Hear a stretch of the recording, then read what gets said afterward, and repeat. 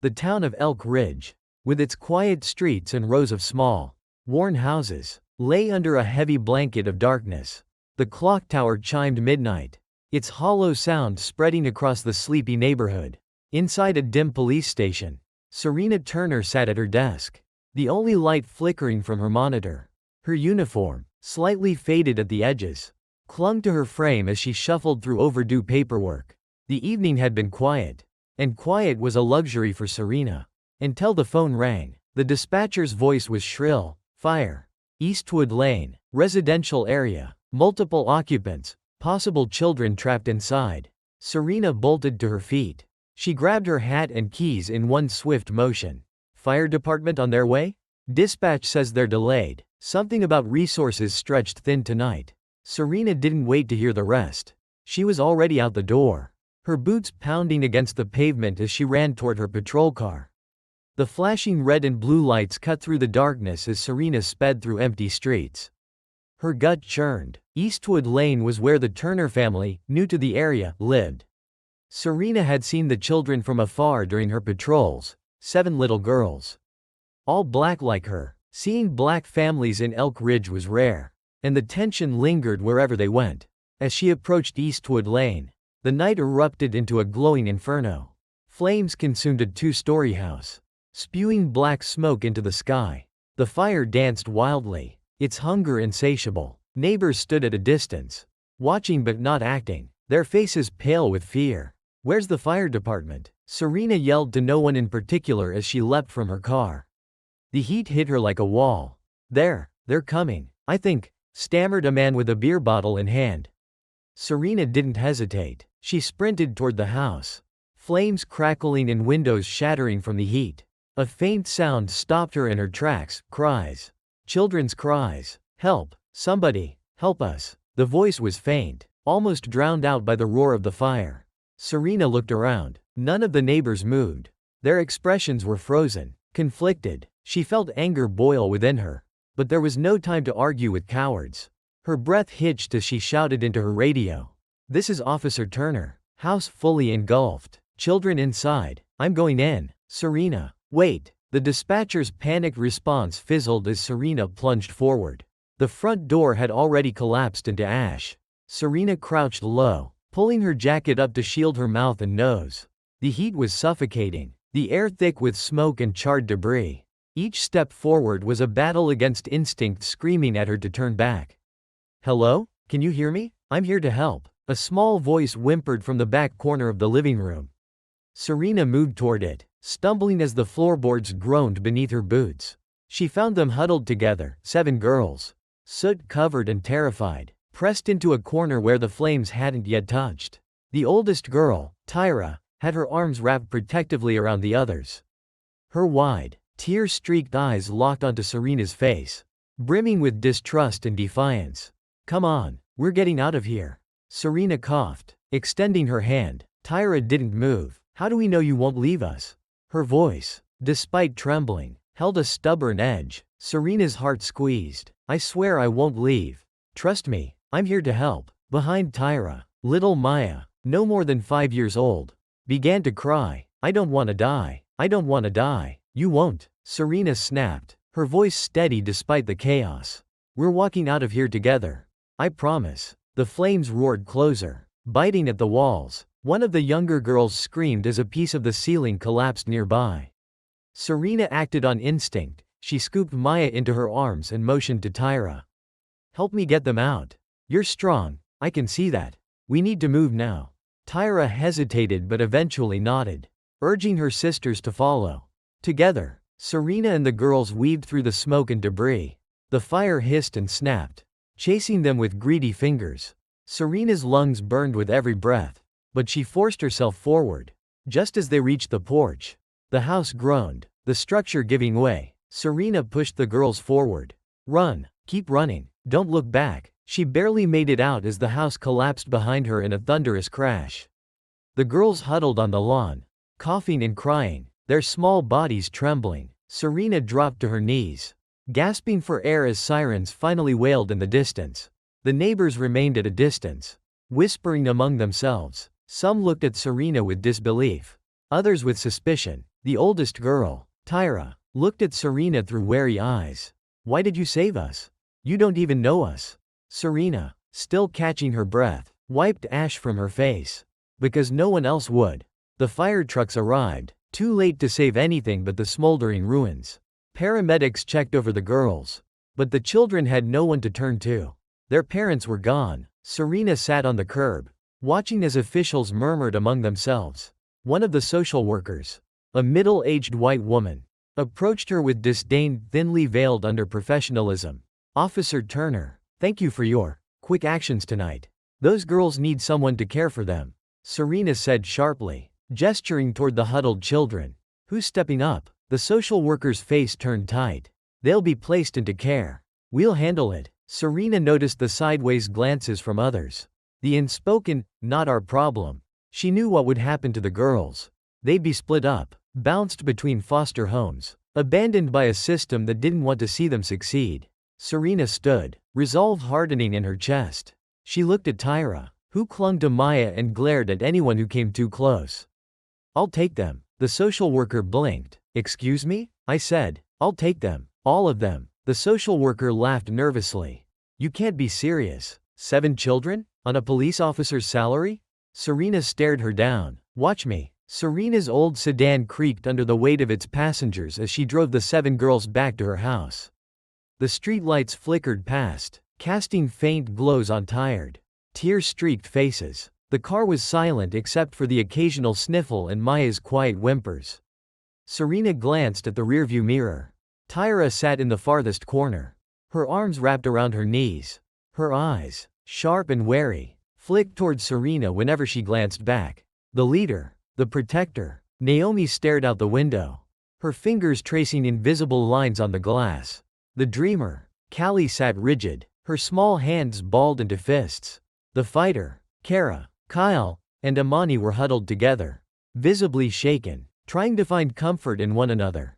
Little Maya sat in the front passenger seat, clutching Serena's sleeve as though it were the only thing keeping her grounded. Serena broke the silence softly. We'll get you all cleaned up. Okay? I've got blankets, food, anything you need. No one answered. When they arrived, Serena's small 2-bedroom house looked even smaller with 7 children standing on the front porch. The girls hesitated at the threshold until Serena gently coaxed them inside. Make yourselves at home, she said with a forced smile. Though anxiety gnawed at her, the living room felt cramped. The threadbare couch, mismatched chairs, and the tiny dining table weren't built for 8 people. Maya immediately climbed onto the couch and curled into a ball. Tyra stayed near the door, her gaze darting around the room like she was cataloging every escape route. Serena dropped to a knee in front of them. Listen, I know tonight has been a nightmare, but you're safe here now. My name is Serena Turner, and I'm going to take care of you. Tyra's voice cut through the moment, sharp and cold. Why? Serena blinked. Why what? Why do you care? Tyra asked, crossing her arms. No one else does. Not in this town. Not ever. Her words hit harder than Serena expected. Because someone has to care. Tyra, and I choose to. Tyra didn't answer. Instead, she turned and sat stiffly on the floor, pulling her sisters close. Serena sighed, running a hand through her hair. This isn't going to be easy. The next morning began with chaos. Serena awoke to the sound of arguing from the living room. She stumbled out of her bedroom to find Naomi and Callie squabbling over a single chair. I was sitting there first. Naomi cried, her voice shrill. You moved. Callie shot back, standing her ground. It's mine now. Hey, hey. Serena raised her hands, voice firm but calm. We don't fight in this house. If we're going to live together, we have to share. Callie shot Serena a dark look but backed off, muttering under her breath. Naomi slumped onto the floor, pulling out a crumpled piece of paper and a pencil, starting to sketch in silence. Maya appeared from behind the couch, her eyes still puffy from crying through the night. I'm hungry. Serena glanced at the kitchen inside. Her pantry wasn't ready for 7 growing children. Okay, how about pancakes? The idea of pancakes brought some semblance of peace. The girls filed into the kitchen, though Tyra lingered back, watching Serena like a hawk. Serena felt the weight of her scrutiny as she flipped pancakes over the stove. You don't have to pretend, Tyra said suddenly. Serena turned, spatula in hand. Pretend what? That you want us here. Tyra said flatly. You're going to get tired of us. Just like everyone else. Serena met Tyra's stare, unflinching. I don't give up on people. Tyra. Especially not on family. Tyra scoffed but didn't respond. She pulled Maya onto her lap, cutting up the younger girl's pancake without a word. By noon, the news had spread. Elk Ridge was a small town, and nothing stayed quiet for long. Serena stepped outside to find Mrs. Calloway, the nosy neighbor from next door, standing on her porch with arms crossed. 7 children, Turner? Mrs. Calloway's voice dripped with disbelief. Isn't that a bit much for one person? Serena stiffened but forced a smile. It's what I need to do. They're not even yours, Mrs. Calloway muttered under her breath. They are now, Serena shot back, her voice sharp. As the day went on, other murmurs followed Serena wherever she went. Why's she taking them in? Trying to play hero? A single black woman with 7 kids? She'll never manage. At the grocery store, Serena's cart overflowed with food, milk, bread, cereal. She ignored the stares from other shoppers but felt her cheeks burn when the cashier asked, "You feeding an army or something?" When she returned home, Tyra was waiting on the porch. "They're talking about you," she said quietly. "I know," Serena replied. "You don't care?" Serena looked at Tyra, her expression steady. "I care more about you than I do about what they think." Tyra didn't respond, but for the first time, something flickered in her gaze, a crack in the walls she'd built. That evening, Serena sat at the kitchen table with Elijah Morrison, a longtime friend and local attorney. He looked at her over his glasses, clearly concerned. 7 kids, Serena? He said, shaking his head. "Do you know what you've taken on?" "I do," Serena said firmly. "They need me." "Elijah," he sighed, flipping through some papers. "Social services will investigate soon. You'll need legal proof of your ability to provide for them. And there's already whispers in town that you're in over your head." "I don't care about the whispers," Serena said. Elijah gave her a small, sad smile. "You should. They're going to come for you. Serena. People like Mrs. Calloway. Officials who don't think you're fit." Serena's jaw clenched. "Then I'll fight them, every step of the way." Elijah leaned back, impressed. "You've always been stubborn. Just make sure you're ready for this battle." 3 days after Serena brought the girls home, the inevitable happened. It was early morning when a loud knock echoed through the small house. Serena, still in her robe, glanced nervously at the clock. 7 a.m. She knew before she opened the door who it would be. Standing on the porch were 2 figures, Cynthia Hale, a stiff, middle-aged social worker with pursed lips, and Sheriff Mitchell, tall, white, and radiating authority. "Ms. Turner," Cynthia began, her voice thinly polite, "we need to discuss your arrangement with the children." Serena stood straighter, masking her nerves. "They're still asleep. If you have questions, we can talk here." Mitchell's voice was a low growl. "Step aside. We'll need to see the house." Serena's fists tightened, but she forced herself to remain calm. "You don't have a warrant, Sheriff," Cynthia intervened, her tone soothing but patronizing. "We just need to verify that the children are being properly cared for." "Ms. Turner, surely, you understand." Serena held their gaze for a long moment before finally stepping aside. The house inspection was brutal. Cynthia wandered room to room, scribbling in her notebook and making disapproving noises. The girls sat silently in the living room, their expressions a mixture of fear and confusion. Maya clung to Serena's hand, her wide eyes darting between the adults. Tyra sat on the arm of the couch, glaring daggers at Cynthia and Mitchell. "You call this suitable housing?"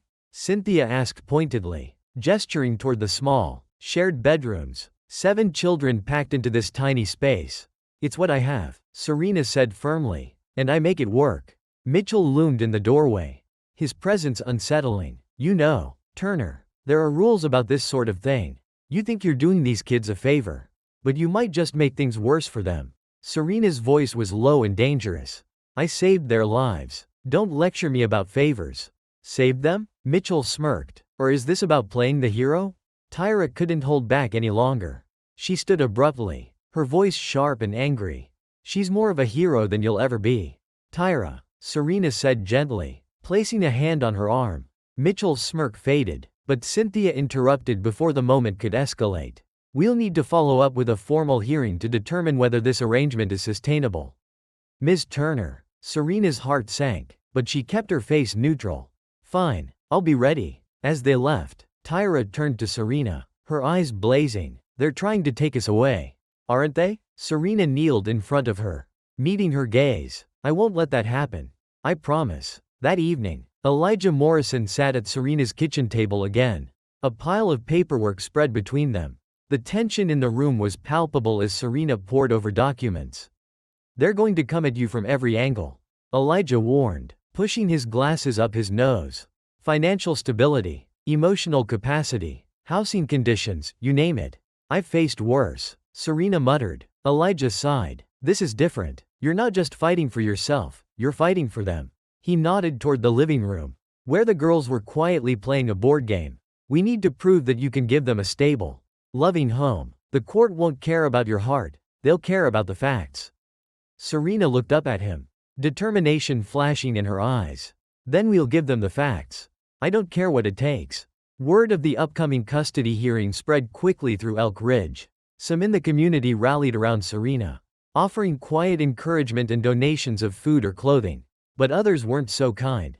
At the grocery store, Serena overheard whispers. She's biting off more than she can chew. Those kids need a real home, not a charity case. On patrol, Sheriff Mitchell stopped Serena on the street, his smirk firmly in place. Heard about your little court date. What's it like, Turner? Knowing you'll lose? Serena glared at him. I won't lose. Not to you. And not to anyone else. He leaned in closer, his voice a low threat. You're not saving anyone. You're just delaying the inevitable. Serena refused to let him see her doubt. We'll see about that. The day of the hearing arrived, and Serena walked into the courthouse with her head held high, the girls trailing behind her. Tyra walked close to Serena, her chin tilted up defiantly. Inside the courtroom, the air was heavy with tension. Cynthia sat at one table with a team of lawyers, while Elijah sat beside Serena. The girls sat in the front row, their small hands clutching one another for comfort. The judge, a stern-looking older man, called the proceedings to order. Cynthia was the first to speak, her voice laced with feigned concern. While we commend Ms. Turner for her actions, the truth is that she cannot provide a suitable home for 7 children. She is a single woman, living on a modest police salary, in a home far too small for their needs. Elijah stood to counter, his voice steady and calm. Ms. Turner is more than capable. She has shown extraordinary courage and love in caring for these girls. Stability is not just financial, it's emotional. And Ms. Turner has provided both. Cynthia called her witnesses, social workers, financial advisors, and even Sheriff Mitchell, who painted Serena as overreaching and reckless. Serena's jaw tightened as he spoke, but she refused to look away. When it was Elijah's turn, he called Serena to the stand. Ms. Turner, why did you take these girls in? Elijah asked. Serena's voice trembled only slightly as she answered. Because no one else would. Because they needed someone to care for them, to love them. I couldn't let them be alone in this world. Elijah pressed further. And what makes you believe you can give them the life they deserve? Serena looked at the girls, her voice soft but unwavering. Because I already have. It's not about money or space, it's about love, trust, and giving them a chance. The courtroom fell silent. For the first time, Serena saw cracks in Cynthia's icy demeanor. As the hearing neared its end, Elijah took a bold step. Your Honor, I'd like to call Tyra Turner to the stand. The courtroom buzzed with murmurs as Tyra walked to the stand, her small frame dwarfed by the chair. She looked straight at the judge, her voice clear and steady. Serena saved us, she began, not just from the fire, but from being forgotten. She gives us food, a home, and a reason to believe someone cares about us. I know she's not perfect, but she's trying, and that's more than anyone else in this town has done. Tears welled in Serena's eyes as Tyra added, she's our family now. Don't take that away. The courtroom fell into stunned silence. The courtroom was silent as the judge shuffled through his notes. Serena could hear the faint ticking of the clock on the wall, every second stretching like an eternity. The girls sat on the edge of their seats, their small hands clutching one another. Finally, the judge looked up, his stern gaze sweeping the room. This case has been difficult, and while the court acknowledges the challenges faced by Ms. Turner, it also recognizes her extraordinary efforts and the undeniable bond she has formed with these children. Serena held her breath, her heart pounding. The judge's voice softened slightly. The court rules in favor of Ms. Serena Turner, granting her full temporary custody of the 7 children under continued supervision. The court expects regular updates. But for now, these girls will remain in Ms. Turner's care. A collective gasp swept through the room. The girls turned to one another, wide-eyed and disbelieving. Maya let out a squeal of joy, launching herself into Serena's arms. "We won," she cried, her tiny arms wrapping around Serena's neck. Tyra stood slowly, her usual guarded expression faltering as relief flooded her face. She gave Serena the smallest of nods, a silent truce, a bridge toward trust. Elijah patted Serena on the shoulder. "You did it," he whispered. "We're not done yet, but this is a victory." As Serena looked at the girls, her girls, she felt a renewed sense of purpose. Life didn't magically become easier after the hearing. If anything, the challenges intensified. The house, Serena's tiny home, felt smaller than ever. The girls shared bunk beds in one room while Serena gave up her own bedroom to make space for the youngest 3. She moved her mattress to the living room, sleeping near the front door. The routine. Mornings were chaos, 7 girls fighting over one bathroom, mismatched socks, and forgotten school lunches. Serena often ate only toast or skipped breakfast entirely to make sure everyone else was fed. The emotional struggles. Each girl carried her own grief. Kara had frequent nightmares, waking up screaming in the middle of the night. Naomi spent hours lost in her drawings, barely speaking. Callie picked fights at school, earning a call home almost weekly. And then there was Tyra. One evening, as Serena helped Maya with her homework, she noticed Tyra sitting at the dining table, staring blankly at a book. Her pencil hadn't moved in over an hour. "Need help?" Serena asked gently. Tyra's shoulders tensed. "I'm fine." "You don't look fine." Tyra slammed the pencil down. "Why are you trying so hard? You don't even know us." Serena's voice remained calm. "Maybe I don't know everything yet, but I want to. I'm not leaving." "Tyra, you're stuck with me." Tyra glared at her for a moment before muttering, "That's what they all say." Serena's heart ached, but she didn't press. Instead, she sat beside her quietly, hoping her presence would be enough. Serena's victories didn't sit well with everyone in Elk Ridge. The first incident was vandalism. One morning, Serena stepped outside to find her car covered in spray-painted slurs. The girls, who had gathered at the window, stared in silence. Callie broke it first. "Who did that?" Her small voice was edged with anger. Serena turned to them, her expression firm but soft. "It doesn't matter. What matters is how we handle it. This is our house, and no one gets to take that from us." Naomi whispered, "They don't want us here." Serena knelt in front of them, looking each girl in the eye. "What other people want doesn't matter. This is our family, and nothing they do will change that. Understand?" The girls nodded, but Tyra lingered by the door, watching with a dark expression. Later that week, Serena received a formal complaint from her landlord threatening eviction, citing noise complaints and too many occupants. Serena knew the truth. This was about race and resentment. "They want to scare you," Elijah said when Serena showed him the letter. "Don't let them." Serena clenched her jaw. "I won't." Despite the hostility, small victories began to emerge. Naomi painted a mural on the side of the house, a beautiful, colorful depiction of a family holding hands under a bright sky. Neighbors began to take notice, some even offering quiet compliments. Callie joined the local soccer team. At her first game, Serena and the girls cheered louder than anyone, earning curious looks but no complaints. Kara began sleeping through the night, thanks to Serena's bedtime stories and a makeshift nightlight shaped like a star. One evening, Tyra came home from school unusually quiet. Serena noticed the bruises on her knuckles. "What happened?" Serena asked gently. "Nothing," Tyra muttered, staring at the floor. Serena sat beside her. "You can talk to me." "Tyra, whatever it is, I'll listen." Tyra's voice cracked. "Some kids said you're only keeping us to look good, that you don't really care." Serena's heart clenched, but she kept her voice steady. "Do you believe that?" Tyra shook her head, tears welling up in her eyes. "I don't want to, but I don't know how to believe you." Serena pulled her into a hug, ignoring Tyra's initial resistance. "You don't have to believe me right now. I'll keep proving it to you. Every day." For the first time, Tyra didn't pull away. Just when life began to settle, a new storm brewed. One afternoon, Sheriff Mitchell arrived at Serena's doorstep with a smug look on his face. He handed her an official envelope. "What is this?" Serena asked, her voice wary. "A court summons," Mitchell replied, his tone gleeful. "Turns out someone's raised concerns about your finances and other matters. Looks like you'll have to prove yourself again."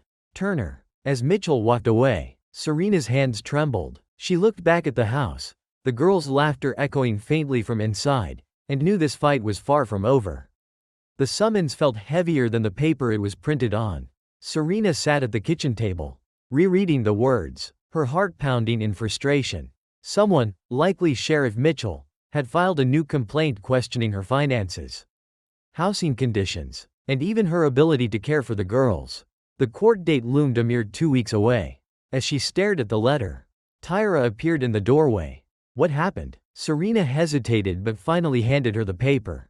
Tyra read it silently, her expression darkening. "They're trying to take us away again," Tyra said, her voice flat. Serena reached for her hand. "We won't let that happen.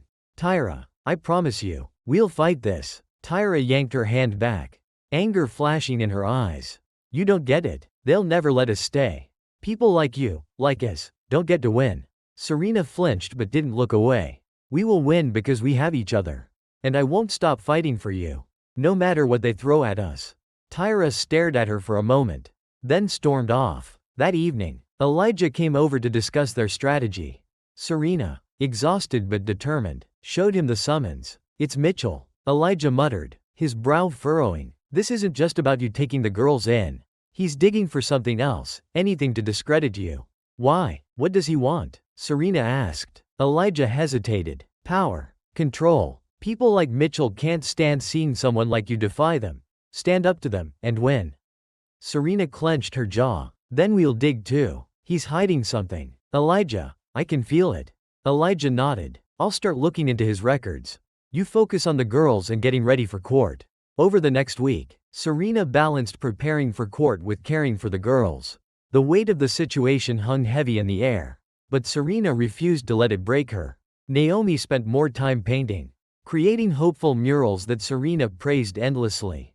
Callie practiced harder at soccer, channeling her anger into the game. Maya clung to Serena like a shadow, sensing her anxiety but not understanding it fully. Kara, Kyle, and Amani began to smile more often, trusting Serena's warmth. Tyra, however, remained distant, watching Serena carefully. Late one night, Serena found her in the living room, staring at an old photo of her biological family that had survived the fire. "I miss them," Tyra whispered, her voice cracking. Serena sat beside her, silent for a moment. "It's okay to miss them. You don't have to pretend you're okay." Tyra looked at her, her walls crumbling. What if I don't know how to be part of this family?" Serena gently took her hand. "Families aren't perfect, Tyra. We fight, we hurt, but we keep showing up for each other. You're already part of this family, even if it doesn't feel like it yet." For the first time, Tyra didn't pull away. 3 days before the court hearing, Elijah burst into Serena's house with a folder in hand, his face alight with urgency. "Serena, I found it." Serena stared at him. "Found what?" Elijah slapped the folder onto the table. "Sheriff Mitchell's connection to the fire." Serena froze. "What are you talking about?" Elijah opened the folder, revealing official documents and internal memos. Mitchell was involved in covering up the investigation. The fire that killed the girls' parents wasn't an accident, it was caused by faulty wiring that the landlord knew about. Mitchell buried the reports to protect the landlord, who's a big donor to the sheriff's department. Serena's hands trembled as she flipped through the papers. "He let that family die, and now he's trying to take the girls away from me." Elijah nodded grimly. "He knows you're a threat. Serena, if you keep the girls and start asking questions, everything he's hiding will come crashing down." Serena's eyes narrowed with resolve. "Then we'll make sure the truth comes out." The courtroom was packed on the day of the hearing. Serena stood tall, the girls sitting behind her with Elijah by her side. Sheriff Mitchell sat with the opposition, his smug expression unshaken. The proceedings began as Cynthia Hale presented her case, painting Serena as overburdened and financially unstable. Mitchell took the stand, testifying about concerns for the children's welfare. Serena kept her composure as Mitchell lied through his teeth. Elijah leaned in and whispered, "Wait for it." When it was Elijah's turn, he stood confidently. "Your Honor, we would like to submit new evidence regarding Sheriff Mitchell's involvement in the fire that orphaned these children." The room erupted into gasps. Mitchell's face turned red. "This is outrageous. Irrelevant." The judge banged his gavel. "Mr. Morrison, proceed carefully." Elijah handed over the folder. "We have proof that Sheriff Mitchell suppressed evidence, protecting the landlord responsible for the faulty wiring that caused the fire. Not only is he unfit to testify on this matter, but his entire complaint against Ms. Turner is a distraction to keep the truth buried." Mitchell stood abruptly. "Lies. This is a smear campaign." The judge turned to Mitchell, his gaze sharp. "Sit down, Sheriff." Elijah called Tyra to the stand one last time. She walked up slowly, but this time, she held her head high. "Tyra," Elijah began softly, "what has Ms. Turner given you since she brought you into her home?" Tyra's voice was clear and unwavering. "She gave us hope, when no one else cared. She did, when I didn't trust her. She stayed. She didn't have to save us. But she did, because that's who she is." Tears welled in Serena's eyes as Tyra turned to her and added, "She's our mom now, and I won't let anyone take that away." The judge's ruling came swiftly. The court finds no cause to remove the children from Ms. Turner's care. Furthermore, given the new evidence, I will recommend an independent investigation into Sheriff Mitchell's conduct. Mitchell stormed out of the courtroom, his career in tatters. The girls hugged one another, and Serena pulled them all close, whispering, "We did it, we're going home." Outside, a crowd of supportive townsfolk gathered, clapping and cheering for Serena and the girls. The mural Naomi had painted now seemed brighter, a symbol of hope and love triumphing over hate. The courtroom victory should have been the end of it, but for Serena, it was only the beginning of something deeper, a path to healing for her family. Sheriff Mitchell's corruption had been exposed, but his shadow still loomed over Elk Ridge. The local news covered the story endlessly, framing Mitchell as a fallen figure but downplaying his role in the fire that had orphaned the girls. Serena noticed the change in the way people looked at her and the girls. Some were supportive, but others still whispered behind her back, "She's just lucky. Those kids don't belong here." Serena ignored the noise. Her focus remained on the girls. At home, life began to take on a new rhythm. Naomi painted murals for neighbors, her art gaining quiet admiration across town. Callie's soccer team won their first championship, and for the first time, she smiled without reservation. Kara started baking, filling the house with the sweet scent of homemade bread and pies. Maya clung to Serena less often, growing more confident. Tyra, however, remained on edge. Late one evening, she sat on the porch staring at the stars when Serena joined her. "You okay, Tyra?" Serena asked softly. Tyra didn't respond for a long moment. Then, almost too quietly, she said, "I keep waiting for something else to happen. Like it's not really over." Serena wrapped an arm around her shoulder. "It feels that way sometimes. But we're stronger than we were. And together, we can face anything. You don't have to carry this alone anymore." For the first time, Tyra leaned into Serena's embrace. "I don't want to lose this, Mom." Serena's breath hitched. It was the first time Tyra had called her that. "You won't," Serena promised. "Not ever." The peace didn't last. 1 week later, Serena came home to find her house vandalized again. This time, the front windows were shattered, and the mural Naomi had painted was defaced with hateful slurs. The girls stood on the sidewalk, staring in shock. Naomi's face crumpled as she whispered, "Why do they hate us so much?" Serena's anger flared, but she forced herself to stay calm. "This isn't about you, Naomi. This is about them. About their fear of what they don't understand." "Are we safe here?" Callie asked, her voice small but steady. Serena crouched down in front of the girls. "Yes, we are. No one will scare us out of our home." Tyra stepped forward, fists clenched. "We can't just sit here and let them do this. We need to fight back." "We are fighting back, Tyra," Serena said gently, "by standing together and showing them we're not afraid.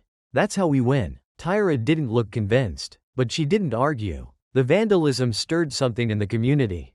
People were divided, some blaming Serena for bringing trouble, others rallying to her side. The turning point came when Serena discovered who was responsible: the landlord who had been complicit in the fire. He had orchestrated the vandalism with a group of locals to harass Serena into leaving. Serena and Elijah gathered enough evidence to press charges. The landlord was arrested, but it sparked a public reckoning in Elk Ridge. The truth about the fire spread like wildfire. Town meetings grew heated. This was an accident, some argued. No, it was negligence, and they covered it up, others shouted. Serena stood before the community one evening, her voice strong and unwavering. This town has ignored the truth for too long. My girl's parents died because someone didn't care enough to protect them. And now, you blame us for standing up for justice? The room fell silent. Change doesn't happen without courage. Serena continued. It doesn't happen without people who are willing to fight. Even when the world tells them to sit down. I'm not leaving, and neither are my girls. We belong here. A smattering of applause broke out, growing louder until it filled the room. For the first time, Serena saw real hope in Elk Ridge. The next few weeks brought visible change. Neighbors came by to help Serena repair the house. Naomi's mural was restored, brighter and more beautiful than before. Even Sheriff Mitchell's former allies distanced themselves. His career and reputation in shambles. Mitchell himself left town quietly, unable to face the community he had once controlled. At home, the girls flourished. Tyra began mentoring younger students at school, teaching them the strength of leadership. Callie earned a scholarship for soccer, her teammates cheering her on. Naomi's art was displayed in a local gallery, praised for its message of hope and resilience. One evening, the family gathered around the dinner table, laughing and sharing stories. Serena looked around at her daughters, and felt an overwhelming sense of gratitude.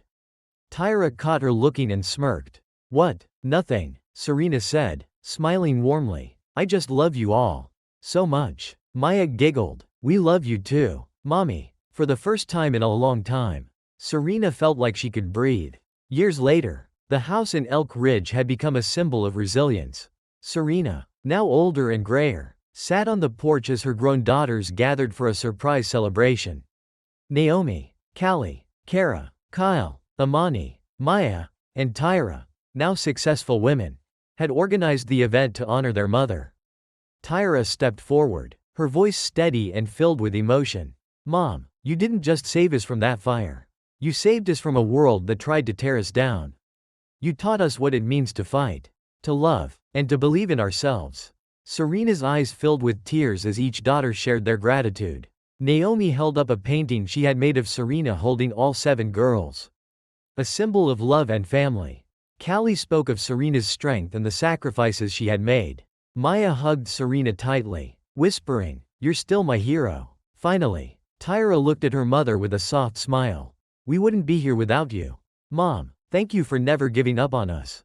Serena wiped her tears and looked at her daughters, strong, beautiful, and unbreakable. "I didn't save you," she said softly. "You saved me too." The celebration continued late into the evening, laughter and love filling the air. The mural on the house, Naomi's masterpiece, now carried new words at the bottom. Family is built with love, not blood. Together, we are unbreakable. The years had been kind to the Turner family. Serena sat in her favorite armchair, her hands resting on the arms, watching the sunlight filter through the living room window. The small house, once bursting at the seams with 7 grieving girls, was now quiet. The walls were adorned with photographs, first days of school, championship games, Naomi's murals, and candid moments of laughter and tears. A knock on the door broke her moment of reflection. Serena stood, her back a little slower to straighten now, and opened the door to see Tyra standing there, radiant and confident. "Ready, Mom?" Tyra asked, holding out her hand. Serena smiled warmly. "For what?" Tyra's lips curved upward. "You'll see." Serena stepped into the Elk Ridge Community Center to a thunderous cheer. The room was filled with people, her neighbors, friends, and the community she had once fought so hard to stand tall within. Banners stretched across the walls, reading, "Celebrating Serena Turner, a legacy of love and strength." Her 7 daughters stood at the center of it all, surrounded by their families, friends, and well-wishers. Serena froze, overwhelmed, as Naomi took her hand and gently pulled her toward the stage. "Mom, we wanted to honor you," Naomi said softly, her eyes gleaming with emotion. "You didn't just raise us, you gave us a life when no one else would." You loved us even when we didn't know how to love ourselves. Serena blinked back tears, her chest tightening with pride and gratitude. One by one, each daughter stepped forward to share her story, their voices echoing with strength, love, and reverence for Serena's sacrifice. Tyra, now a social justice advocate, spoke first. You taught me to fight, Mom, not with anger, but with purpose. I lead because you showed me how to stand up when the world pushed me down. Naomi, a renowned artist whose work inspired countless others, held up a new painting, Serena surrounded by vibrant colors, each stroke representing a daughter she saved. You gave me a voice, Mom. Through my art, I speak for others who feel unseen. Callie, now a professional soccer coach, smiled as she addressed the crowd. You taught me to channel my fire. You believed in me, even when I didn't. That's what real love looks like. Kara, who had become a pastry chef, brought Serena a special cake decorated with the words, "Thank you, Mom. You gave me a home and a place to dream. Everything I make carries your love." Kyle and Amani, now educators, shared their journeys of resilience and hope. You gave us more than love, you gave us dignity, Amani said softly, wiping a tear. Finally, Maya, the youngest, stepped forward. Her voice trembled but carried a strength that Serena had nurtured over the years. I was so little when you saved us. But I remember one thing, you never let go of me. And you never let go of any of us. The crowd sniffled, moved by the Turner daughters' words. Serena sat in her chair on the stage, tears rolling down her cheeks, unable to speak. As the applause faded, Tyra took the microphone again. We've all built lives of our own, but we carry you with us every day. Mom, you showed us that family isn't about blood, it's about showing up. You taught us that love is stronger than hate, stronger than fire, and stronger than anything that tries to tear us apart. Tyra turned to face Serena. You saved 7 little girls and made us a family. But more than that, you gave us a legacy of love. The daughters gathered around Serena as the crowd erupted in applause once more. Serena, overwhelmed, finally found her voice. I don't know what I did to deserve all of you, she said, her voice soft but steady. You were my reason to keep going. Each of you gave me as much as I gave you. And this moment, is proof that love wins. Every time. That night, as the celebration wound down, Serena sat on the porch of her old house. The stars above Elk Ridge sparkled brightly, just like they had on so many nights before. Tyra joined her, sitting quietly by her side. Did you ever think we'd get here? Tyra asked. Serena smiled. Not in the beginning. I just knew I couldn't let you go. The rest, well, I guess we figured it out together. Tyra's voice softened. You're still my hero. You know. Serena turned to her, tears welling up again. And you're mine. In the distance, the laughter of the girls, now women, echoed through the night. The mural on the house, lit faintly by the porch light, stood as a testament to their journey, bright, bold, and unbreakable. As Serena leaned back in her chair, the weight of all the years of struggle, loss, and love settled into something light, something peaceful. She had built more than a family. She had built a legacy.